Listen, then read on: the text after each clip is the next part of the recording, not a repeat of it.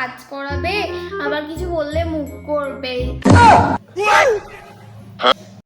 ঘরের সব কাজ করাবে আমাকে দিয়ে।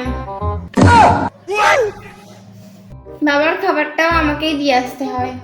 আর যদি কোনো খাবারের কথা বলি, টাকা চাইলে একটা টাকা দেবে না।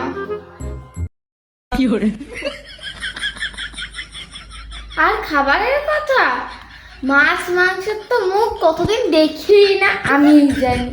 রোজ ভেন্ডির তরকারি, আলু পটলের তরকারি, নয় আলু সিদ্ধ নয় মুসুর ডালের ভাত, এইভাবেই খাই। আর যদি কোনো মাছ মাংস আনার জন্য টাকা চাই, টাকা নেই। আর বন্ধুর বাড়িতে নেমন্তন্ন ছিল বন্ধুর জন্মদিনে, গিফট কেনার জন্য মায়ের কাছে টাকা চাইছি, 20 টাকা ধরিয়েছে, বলছে কি যাওয়া আসার খরচ। এইভাবে কি থাকা যায় তুমিই বলো? এগুলো আমার বান্ধবী বলছিল আমার মায়ের নামে, এরকম কেউ নিন্দা করে বলো? কি করে এসব কথা তো আমার বান্ধবী তার মায়ের নামে আমার সামনে এসে বলছে। আমি তো বলেই দিয়েছি বাবা, আমার সাথে বন্ধুত্ব রাখতে হলে মাকে সম্মান করতে হবে। আমার মাকে দেখেছিস কত ভালো, তুই তো তোর মায়ের সাথে মিশিস না তাই জন্য তোর এরকম মনে হয়, তাই না বলো? আমার মা কত ভালো, আমার কত দেখভাল করে, আর ও এইভাবে নিন্দা করে বলেই তো ওর মার সাথে ওরকম করে বলো?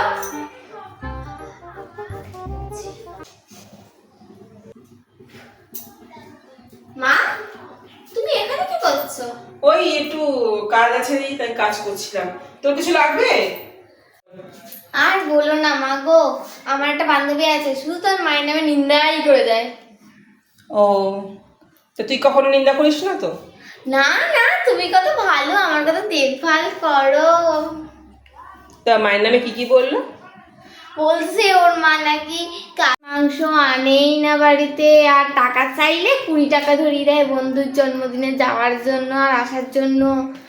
আরো অনেক কথা বলেছে। বাবা থাক, তোমাকে বলতে গেলে এখন অনেক টাইম লেগে যাবে, তোমাকে তো আবার কাজ করতে হবে বলো।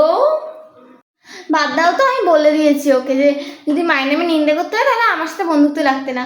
আজকে বলো কি রান্না করেছো? আলু পটলের তরকারি আর ভেন্ডি ভাজা। খুব ভালো রান্না মা। খাবি তো? খাবি তো? হ্যাঁ, চা তুই বস, আমি খাবারটা বেরিয়ে আনি। সেই আলু পটল, যাকে বাবা ভগবান এই যাত্রায় বেশ পাঠিয়ে দিয়েছে, পরে